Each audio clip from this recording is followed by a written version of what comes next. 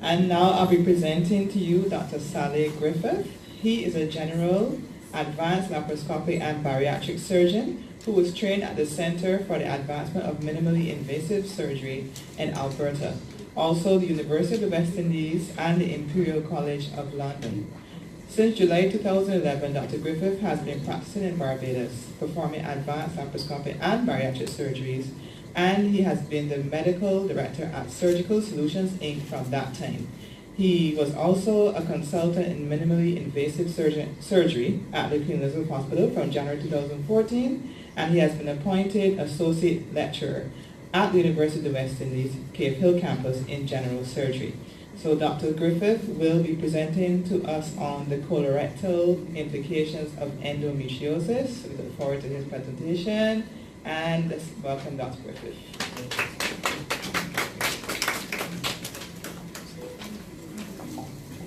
Thank you, everybody. Thanks for the opportunity to have this talk.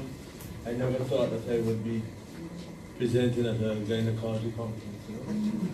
Anyway, as usual, and it's kind of unfair to the surgeons, they put us at the bottom all the time. We think it's where we tend to operate a lot, so they put us there. It also means that everybody said everything that I was going to say. So people normally think surgeons are very bright, you know? So I have no disclosures. Right? So pretty much, we all know what endometriosis is, and in a surgical fashion, we simplified it. Basically, it's endometrial tissue anywhere outside of the ovary, outside of the uterus. I'm sorry. Yeah. Really, the issue with anything that's in an abnormal place that you get inflammation, and once you have inflammation, you have pain. So we divide it into subtypes. So the subtypes, I think, are really relevant to us as surgeons for the last one, deep infiltrative endometriosis. And these are deposits that have gone into the substance of the bowel up to 5 millimeters. And really and truly, what does that mean? So we got a lot of complex terms here. Keep it simple, so there's a little drawing. The bottom layer, the outside, so the bowl, we tend to disregard the layers of the bowl. We just think of it as a tube. People that eat it look at it as a little, you know, thing that they put, black pudding in, yeah? But it's made up of very many layers. And the external layer, yeah, is what we're talking about. It's called the serosa. It's that shiny layer. If you ever killed an animal, the reason why the bowl shines, it has this layer on it. And so once you've gone into that layer, you pretty much have deep infiltration. So I got to go with Dr. Yarbrough. She said 5 to 10%. My little thing said 15% of women have endometriosis, but I would say between 5 and 15%. Bowel, about 3 to 37%. That range is pretty wide, you know. They say it's involved with endometriosis. And about 90% of these cases involve the rectum and the sigmoid. These being the last 2 layers of bowel, the sections of bowel that lie in or around the pelvis. That's the easiest way to think of that. Yeah? Signs and symptoms, we've gone through those again. And the reason why this is interesting to me is coming back here as a lap surgeon, it pretty much got put on my shoulders dealing with ladies with endometriotic deposits in their bowel. Yeah, because at the time, the only other surgeons would have had to cut you, so we were able to do it with cameras. And so with time, I have begun to see a lot of endometriosis. What happened initially, and the reason we're going to get into a little bit of what surgeons do best, show things in pictures, yeah? We're going to do 2 short videos. But with time, it pretty much made me recognize a few things about endometriosis. And outside of these symptoms here, at least within the context of these symptoms here, the ones that became really significant were constipation, diarrhea, and tenesmus. And I say this because I see a lot of ladies come to me, they have a lot of chronic pain, and they ask what can be done. And pretty much what I've noticed is that a lot of them have constipation, diarrhea, and tenesmus. Rectal bleeding is rare.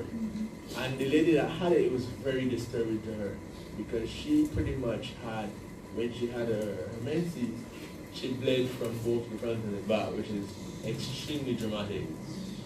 Bowel obstruction. So bowel obstruction is like a serious thing. That's where nothing passes below. It's a surgical emergency. And when I was looking at the research in this, they said bowel obstruction. And I said, bowel obstruction? Come on, man. I've been doing surgery so many years, I see about the bowel obstruction. And then the same lady who we're going to present her video, I read her endoscopic report, and they were unable to get the scope past her stricture. So she pretty much was obstructing, yes? So because of scope, for those who don't know, scope is about the size of my middle finger. I'm not going to put it in here with rude, you know? So, another thing that came up while I was looking at this, I have these two videos because these two videos were done before I was a part of a multidisciplinary team. They were done within the context of somebody sends a patient to me, I investigate them, and yes, I went to theater with a gynecologist on one of them, yeah? But it was not the context where we went in with a preconceived plan. Now, I also, my other manifestation, more so than bariatrics, is actually colorectal surgery. So, truthfully, having returned here, I realized how many colon cancers they also have. March is colon cancer month, so I know I'm in the wrong group. The group is yellow, I'm wearing blue. Blue is the sign of colon cancer. And people tend to believe that colon cancer is a male disease. I'm sorry, let me just take a little backtrack here for 1 minute. Yes? The reason for this is that Barbados has the third highest rate of colon cancer in the Paho region and the second worst survival. So it is imperative that I get people to scope the colons. Once you're over 45, it don't matter if you're a man or woman, you need to have a look at the colon. So, back to the discussion at hand. So, within the context of this scenario, I was left alone, you know, to make decisions about endometriosis, and surgeons know about bowels now, yes? So, to be frank, the benefit of the team is, when you go to theater with gynecologists like Dr. Barker, you have the urologist there, then we make a group decision. And so I don't have any more recent videos because unfortunately we're in the context of the team, and some of the more interesting things we did were recently with regards to removing stuff off the bowel, leaving the bowel in place, all that kind of stuff. And so I did not, no disrespect to psychology, because I believe psychology is good for everything, I did not include them in the team because I was thinking of the surgical team. I'm sorry. Yeah? I think it's necessary to have psychologists, especially in chronic painful conditions. The workup we did before, pretty much the sequence is as is. Selective use of colonoscopy. So colonoscopy is not something that you generally would put into the mix. However, in these two patients, colonoscopy was a necessary adjunct. Yeah? And I'll show why. So the surgical management. Asymptomatic disease can be left untreated. Yes? Pretty much the reason for this, and I'm speaking from a bowel perspective, let's keep it clear. I'm not involving myself in gynae. I make a statement, yes, and it might be, I say I don't do any professional work in that arena. Yes? So, anyway, so as it goes, for me, with regards to the bowel, the reason for this is that bowel can leak, and bowel leaks kill you. Yes? So, you don't want to be resecting bowel if you don't have to. Yeah? So if it is that you're not having any symptoms and they go in there and see something in the bowel, leave it alone. Yeah? If there's minimal infiltration, and I say minimal infiltration because in any setting we were talking about bowel endometriosis, we're talking about at least invasion through that layer that we spoke about before. So there is some infiltration. Minimal to me is it's not breaching the bowel wall, it's not deeply embedded in the muscle, yeah? Which is a total different concept than what is the infiltration from a gynecological perspective. In that setting, we would just take that lining, we'll leave the muscle alone, or at least as much as we can, we'd leave it alone, and we wouldn't reset bowel itself. We've done that a number of times. In fact, the most dramatic one to me was a 25-year-old nurse who was in extreme pain, yes? And this lady came to the surgical clinic in an extreme, she was, yeah man, if I can say there was a mousy looking person, she was a mousy looking person, yes? And I felt really bad for her. So we went to theater with Guy. We stripped all the deposits from her pelvis. We stripped them off of her colon. And if you see this woman today, man, I sometimes, she comes and I see her and I'm like, I don't even recognize her. She always shouts because she feels really happy after having this done. And I actually tell her, boy, I can't even recognize you as the same person. You know? So, in truth and in fact, I think that this is really beneficial stuff. The bowel resections is necessary for advanced disease. Yeah? So with no further ado, let's do case number 1. So case number 1 was a 31-year-old infertile female. I use infertile here because I learned today that infertile is if you were trying to have a baby for over a year and you have been unsuccessful, although many attempts in the right time is the month, you are by definition of gynecologist infertile, which is fairly harsh in my opinion. She had severe left lower abdominal pain, she had painful periods, she had rectal bleeding with her menses, and at colonoscopy she had a stricture and deformity.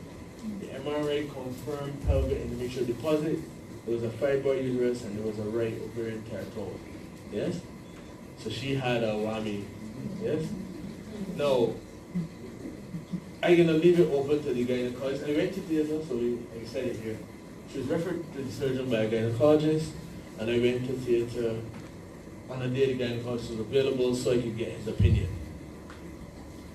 For those, we're going to have a warning for those who might be queasy. This is a surgery.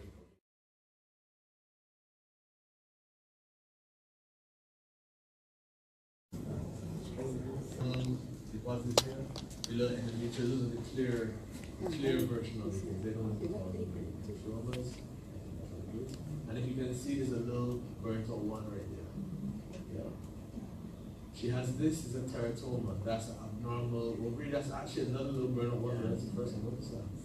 And it's twisted. The colon shouldn't form a knot right there. Yeah. Those are also some clear ones here. Yeah. Now, what I know now, right? So what I know now that I didn't know then was that it would be nice, especially for a lady who was married with reproductive potential, to strip, to get rid of all that disease that she has down here. Yes? And I learned this not from a book, but from the gynecologist going to theater with them. They pretty much strip off all that stuff. Pain control. This lady's pretty happy because her pain is gone. But you can see there's still inflammation here, and all that is going to come to our sample. The ovary sitting in the way is a teratoma. You can honestly take it out. So we're going to do just that. We're freeing up the ovary itself. Yeah. Trying to get stapler across. And she still has more, I think, great quality. You see them? Yeah, you see them. You ready?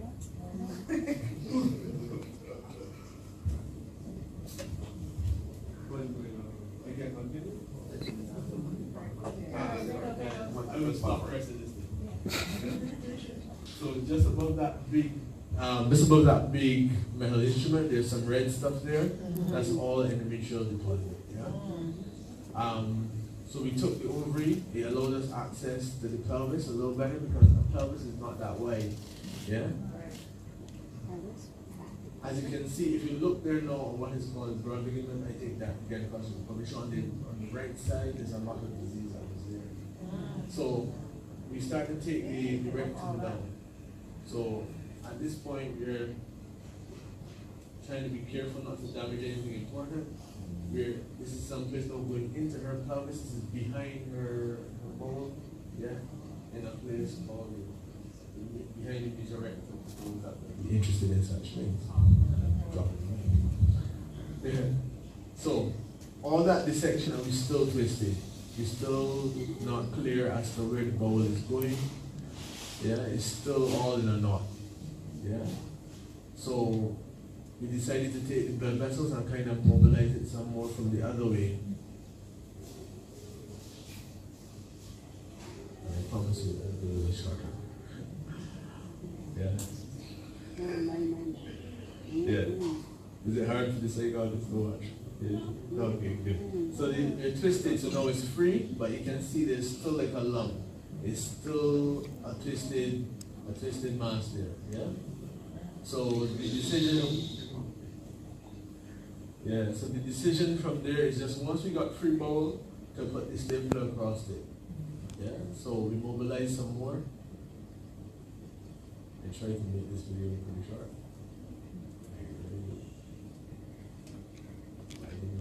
So all this is just to demonstrate how severely twisted her bowel was. So if I said that she wouldn't obstruct, I'd be lying. She'd probably obstruct with time. So we mobilize the rectum below it. That is clearing off all the fat that is there so that we get nice healthy bowel. So it took operating time, it took about 2.5 hours to get to this phase. Yeah. And once we had cleared the bowel on that side, we cleared it on the other side. And at that point, if I could fast forward for like 2 seconds, we put a stapler across and finish with the bowel work. Yeah.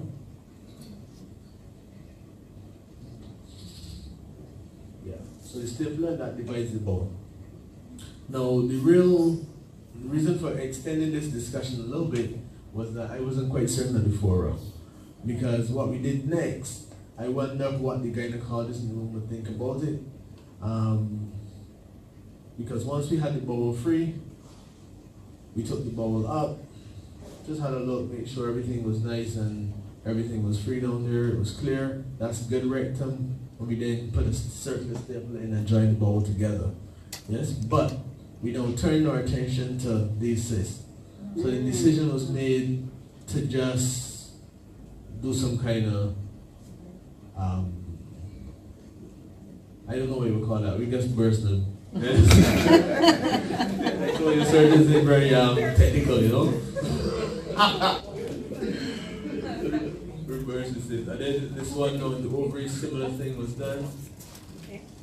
And this is not this was under some advice, but I agree that maybe it was not a person with specific interest in endometriosis.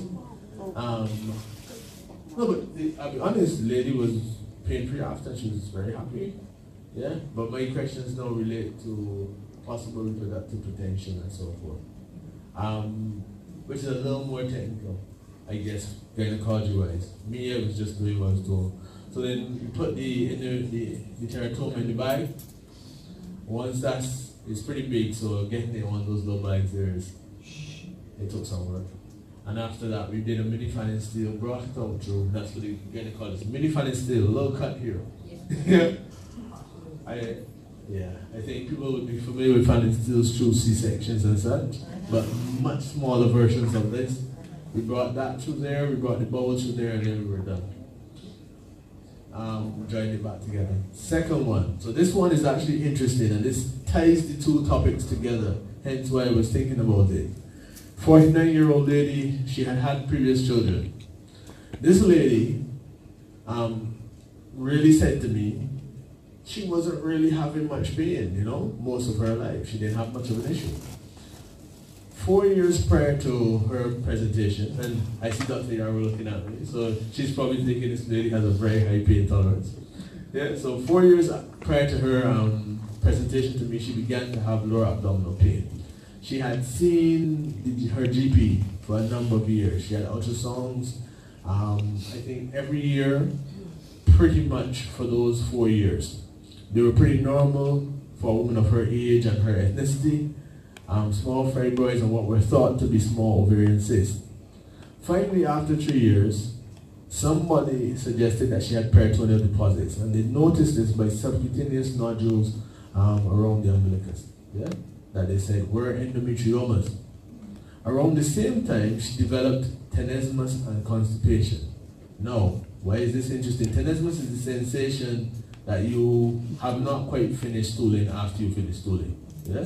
So I'm sorry, just to clarify. You go to the toilet, you stool, and you feel a lot more. And you try hard to stool some more. Yeah? That's the sensation called tenesmus. Now, at 49 years old, tenesmus, constipation, we begin to think of colon cancer. So at that point, she was referred for a screening colonoscopy. Yeah? On her colonoscopy, the rest of the colon was pretty clear in what is called her cecum, which is the beginning of her colon. The first part after you leave the small bowel, she had this. So for those that do not know, this for all intents and purposes is a tumor in your colon. Yes? That is what that is. Yes? Exactly. But it is a tumor in your colon. So she's 49 years old with a tumor in her colon. She was worked up for the one thing you have when you have a tumor in your colon cancer. The biopsies showed normal colonic mucosa. So, ultimately, maybe it was that we didn't sample it correctly.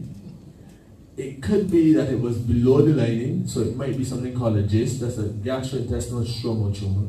But what that means is, at 49 years old, she needs to get her colon removed. Yes? This is the truth. Because anything less could be a lawsuit. So ultimately, even though we were suspicious, well, at the time I wasn't that suspicious about her endometriosis, to be honest. I figured that she had either GIST or colon cancer. So with her now, we get another little video. This is a much shorter one. But here again, notice, if you look at the bottom there, that's endometrioma. Yeah? At the time I didn't really know that, but hey, yeah? My endometriosis experience was small, and she has bloody peritoneal fluid again. Yeah? Which yet again are telltale signs of endometriosis. So this time it's on the right. This is the other side of the colon, and this is a much quicker one. So we then basically just mobilize her colon over. Yeah. Yet again, forgive me, I wasn't certain of the crowd, so this is, I think, a little more interest for maybe a more medical crowd. But we mobilize the colon, yeah. This is supposed to be like, I think, 10 to 20 seconds. It seems though it's a very long time. Yeah.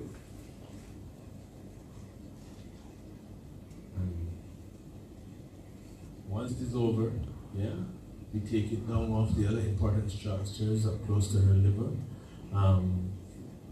For those that want to tour the abdomen, since we're here.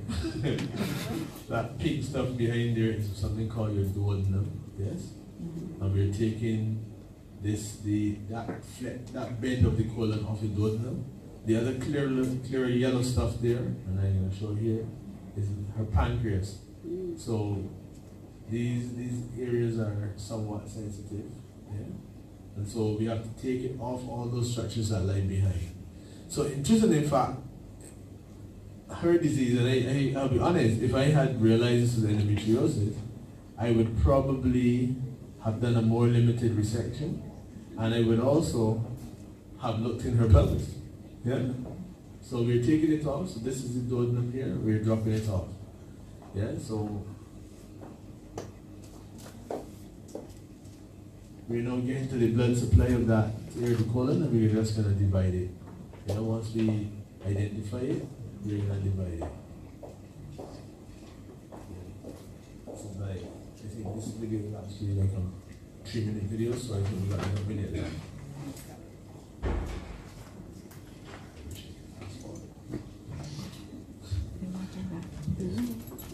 So ultimately, the interesting thing is that thing that we're using is actually using sound waves to cut vessels and seal them. Yeah. And now this is the major blood supply to that section of the colon. And honestly, knowing what I know now, she could probably have just had the bottom of her colon removed. Yeah. But yet again, that would also have been tricky if it turned out not to be endometriosis. But lucky for her, this was endometrial. It was an endometrial deposit, just a large endometrial deposit that she had probably for donkey's years there. And I think that unfortunately it might have been related to her endometriosis that she was having this constipation and tenesmus. She was getting to the end of her reproductive cycle. So the truth is that I figure that she could have had, now I know about it, more hormonal care. Yeah, but it would have been difficult to have left the colon in place. So we're just checking to make sure that there's no bleeding. Once there's no bleeding, we're going to take that colon and deliver it. And that'll be the end of it. Alright. And I think that's it. Thanks, yeah. What if there's a case when you do go to the bathroom and you really do need to urinate, or to stool that you can't do neither, and you really do need to go.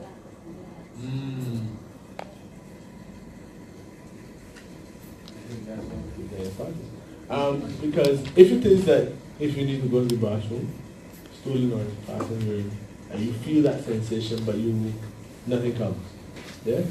So here's my thoughts on that. My thoughts are related to age again, and clearly your medical history. So if you're a person that is known to have endometriosis, yeah, and you're having a high volume disease and people know this, then that would have to be a discussion that you are having with your gynecologist in regards to where you're going from there. If you are 40 years old or older and you are having blood in your stool, yes, associated with this, you should have a colonoscopy because there's a 20% chance that you have something other than hemorrhoids going on. Yeah? If you have noticed that this is a change in your bowel habit, so regardless of your age, but more than likely if you're over 40 or 45, and you notice this is an abrupt change in your bowel habit, you should have a colonoscopy given the risk that it's going to exclude something more serious. If you're a young woman and you're having that as a problem, maybe that's a discussion that between gynecology, urology, and as a surgery would have to come up with you. Okay?